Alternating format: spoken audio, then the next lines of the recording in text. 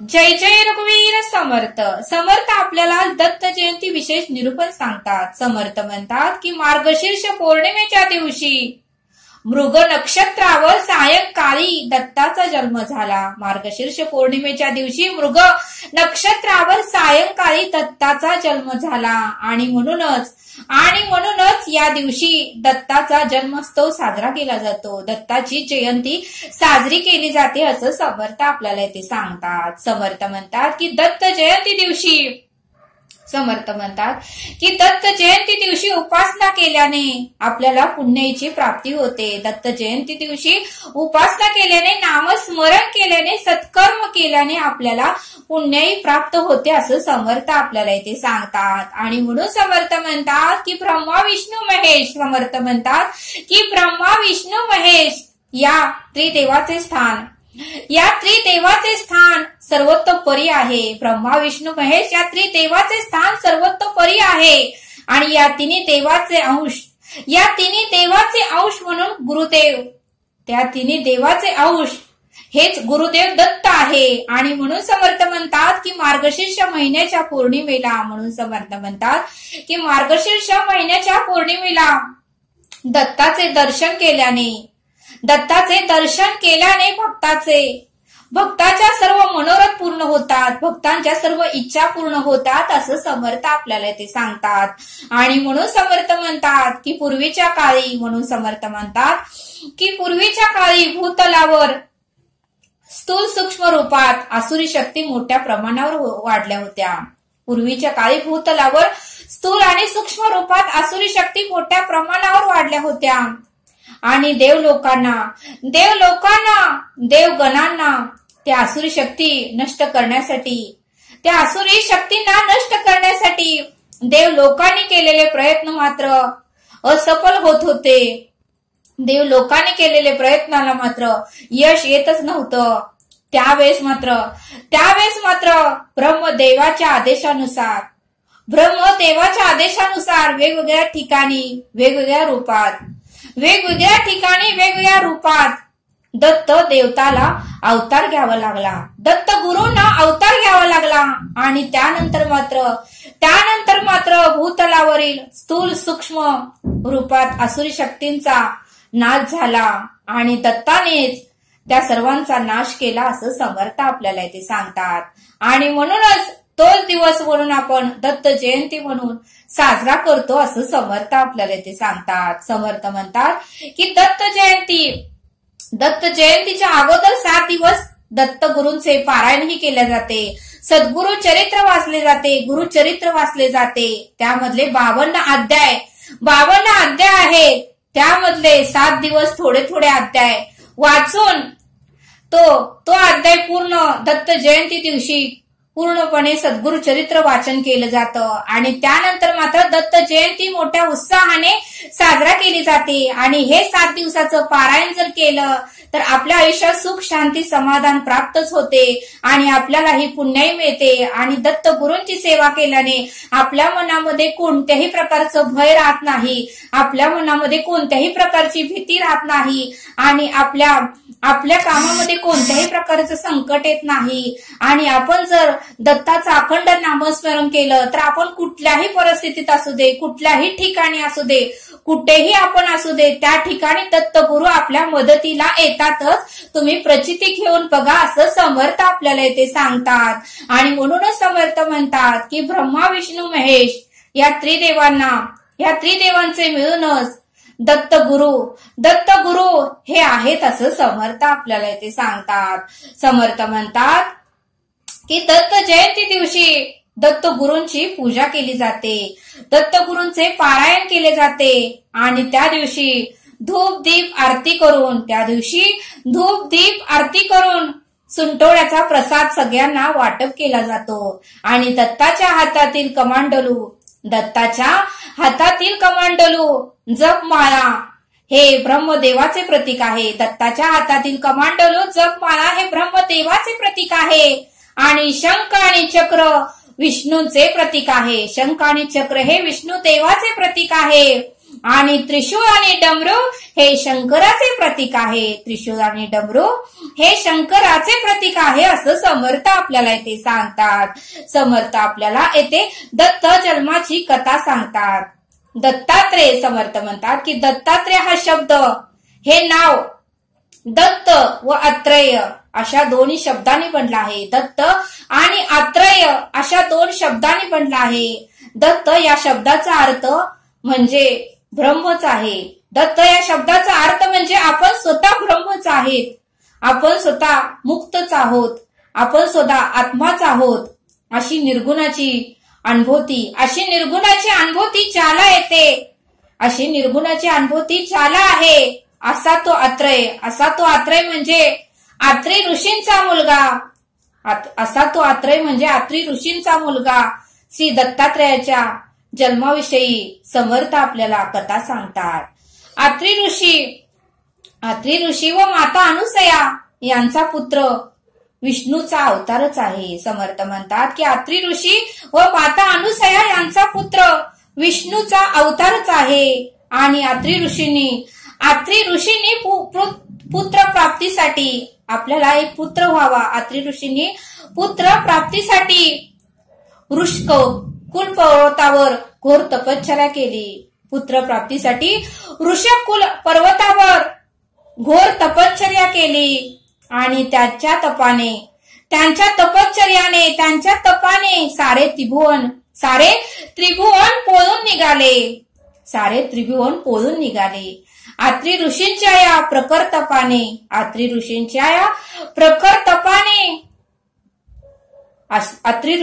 प्रखर तपाने संतुष्ट होऊन ब्रह्मा विष्णू महेश हे तिन्ही देव त्यांना प्रकट झाले. ब्रह्मा विष्णू महेश हे तिन्ही देव अत्री ऋषींच्या समोर प्रकट झाले.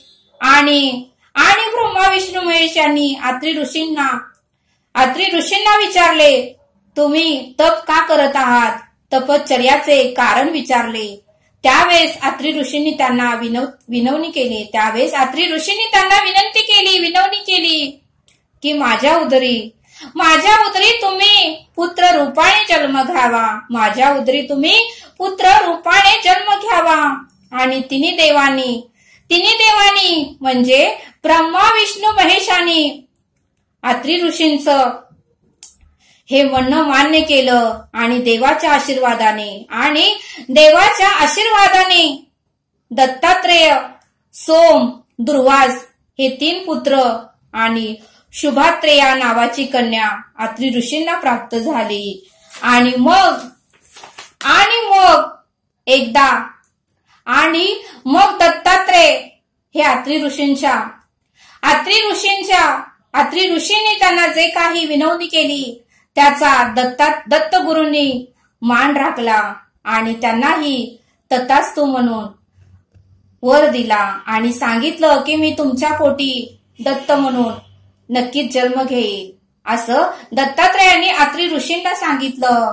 आणि म्हणून समर्थ म्हणतात की माता अनुसया आणि अत्री ऋषींचाच मुलगा पुत्र म्हणजे दत्तगुरु आहेत, म्हणजे ब्रह्मा विष्णू महेश आहेत असं समर्थ आपल्याला इथे सांगतात. आणि म्हणून समर्थ म्हणतात की एकदा त्रिदेव ब्रह्मा विष्णू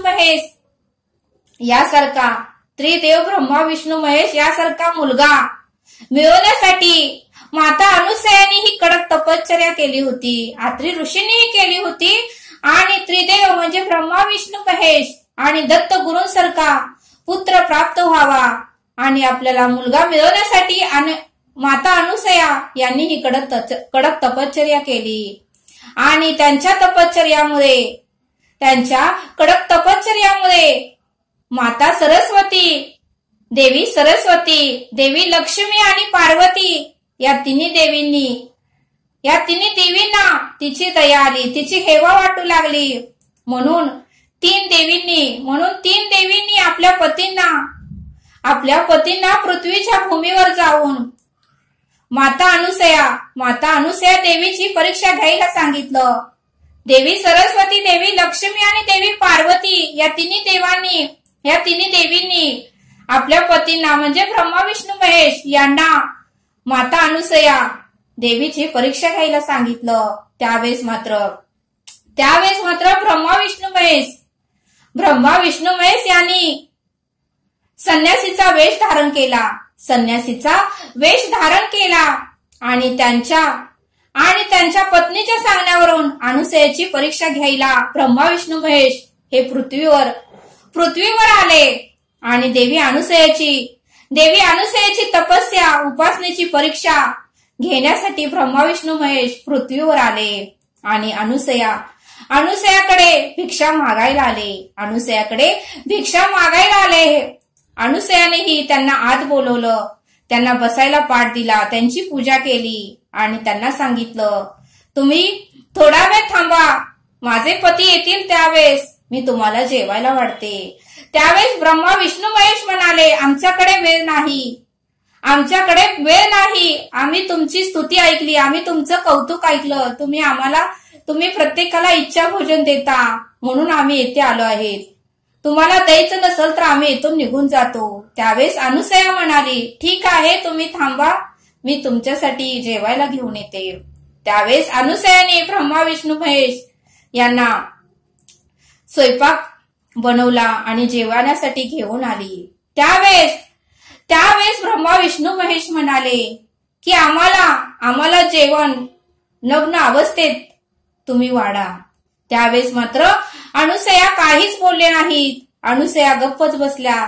तिनेही अखंड नामस्मरण सुरू केले आणि त्यावेळेस मात्र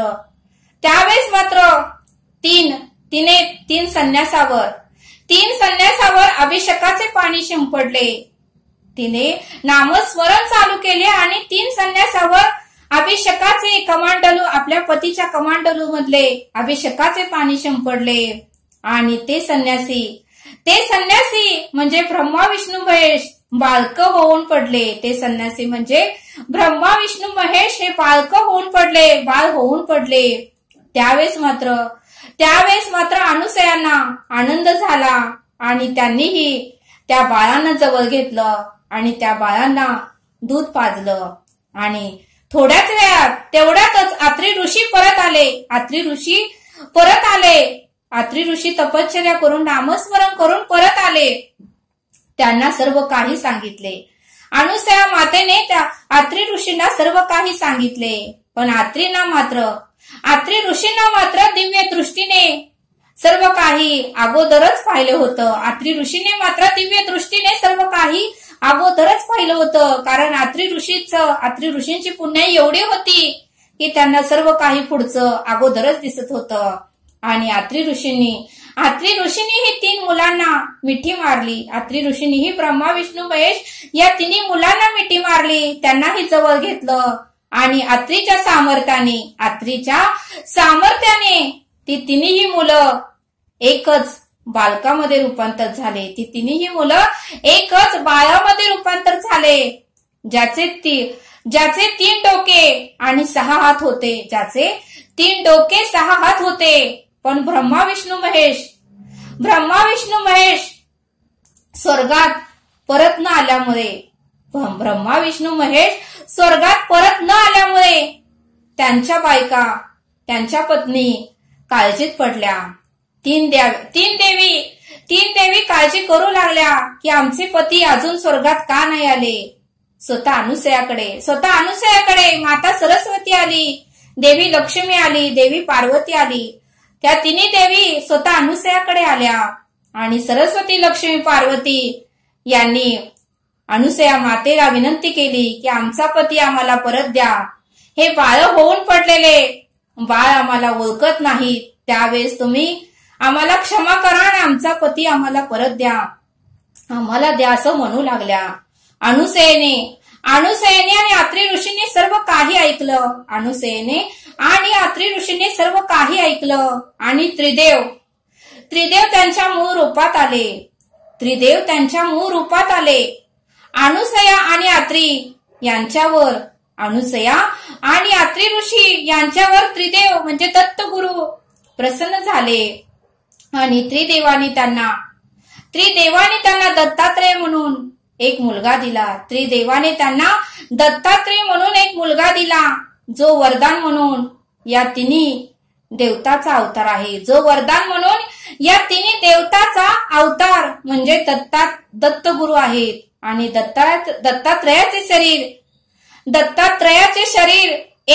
दत्तात्रयाचे शरीर एक पण डोके मात्र 3 होते. दत्तात्रयांचं शरीर एकच होतं पण डोकं मात्र 3 होते. 3 डोके होते, 6 हात होते. दत्तात्रय हेच विष्णूचा अवतार आहे असं समर्थ आपल्याला इथे सांगतात. आणि दत्तात्रयाचे 2 भाऊ, दत्तात्रयाचेही 2 भाऊ होते, चंद्रदेव आणि ऋषी दुर्वास होते. चंद्राला ब्रह्मदेव असेही म्हणतात आणि दुर्वासाला शिव म्हटलं जातं असं समर्थ आपल्याला इथे सांगतात. आणि ज्या दिवशी दत्ताचा जन्म झाला तो दिवस दत्त जयंती म्हणून साजरा केला जातो. आणि माता अनुसया आणि अत्रि ऋषींच्या घरी दत्तात्रय त्यांचा मुलगा म्हणून, त्यांचा पुत्र म्हणून तेथेच ते राहिले. आणि म्हणूनच त्या दिवशी दत्त जयंती साजरा केली जाते असं समर्थ आपल्याला इथे सांगतात. आणि म्हणून समर्थ म्हणतात की दत्त जयंती या दिवशी नदीवर स्नानही करतात. दत्तात्रयांची धूपदीप नैवेद्य दाखवून पूजाही करतात. आणि या दिवशी अखंड त्या दत्तात्रयाची उपासना केली जाते. दत्तात्रय सद्गुरु चरित्र या दिवशी वाचलं जातं. दत्ताची उपासना नामस्मरण केल्याने समर्थ म्हणतात की दत्ताची उपासना आणि नामस्मरण केल्याने मनामध्ये कोणतीही भीती राहत नाही. सदैव दत्तगुरु आपल्या मदतीला येतात. अखंड जर आपण दत्ताचं नामस्मरण करत राहिलो तर कुठल्याही परिस्थितीत, कुठल्याही संकटात, कुठल्याही दुःखात, कुठल्याही वेदनात, कुठल्याही त्रासात ते दत्तगुरु आपल्या मदतीला कोणाच्याही रूपात धावून येऊन आपली मदत नक्कीच करतात. तुम्ही प्रचिती घेऊन बघा असं समर्थ आपल्याला इथे सांगतात. आणि म्हणून समर्थ म्हणतात की दत्त जयंती मोठ्या उत्साहाने साजरा करा आणि अखंड त्या दिवशी नामस्मरण करा, दत्ताची पूजा करा आणि पारायण जमलं तर करा असं समर्थ आपल्याला इथे सांगतात. त्यामुळे आपल्यातील विषयांचा वेग कमी होतो, आपल्याला उत्तमाचे विचार येतात, आपली पुण्याई वाढते, आपलं सत्कर्म वाढतं, आपल्या पूर्ण देहाची पुण्याई वाढते आणि आपल्याला उत्तम रस्ता दत्तगुरु दाखवतात आणि मोक्षाचा मार्ग दत्तगुरु आपल्याला दाखवतात. आणि या जन्म मृत्यूच्या फेऱ्यातून दत्तगुरुच आपल्याला सोडवतात. या संसाराच्या दुःखातून, वेदनेतून, त्रासातून दत्तगुरुच आपल्याला सोडवतात. आणि म्हणून समर्थ म्हणतात की दत्त जयंती दिवशी अखंड तुम्ही त्या दत्ताचं नामस्मरण करा, दत्ताची उपासना करा, दत्ताचं पारायण करा असं समर्थ आपल्याला इथे सांगतात. समर्थ आपल्याला एक श्लोक देतात. पुढे पाहता सर्व ही कोदलेसे, अभाग्यास हे दृश्य पाषाण भासे. अभावे कदा पुण्य गाठी पडेना, जुने ठेवणे मीपणे आकळेना. या श्लोकाचा अर्थ समर्थ सांगतात की आत्मारूप असे हे धन सर्वत्र भरलेले असूनही अभागी मनुष्यास ती सर्व व्यापकता दिसत नाही. अभागी मनुष्यास ती सर्व व्यापकता दिसत नाही. स्थूल दृष्टीमुळे त्याला आपला देव केवळ पाषाण मूर्तीतच आहे असे वाटते आणि यावर उपाय नाही. या अज्ञानामुळे अर्थात ज्ञानाच्या अभावामुळे अश्रद्धेने पुण्य पदरी पडत नाही. त्यामुळे सनातन अशा निज रूपाचे अंकलन होत नाही. अशा या श्लोकाचा अर्थ समर्थांनी आपल्याला इथे समजावून सांगितला. तरी दत्त जयंतीच्या सर्वांना हार्दिक शुभेच्छा. तरी आता आपण येथेच थांबूया. भेटूया पुढील भागात. धन्यवाद. जय सद्गुरु.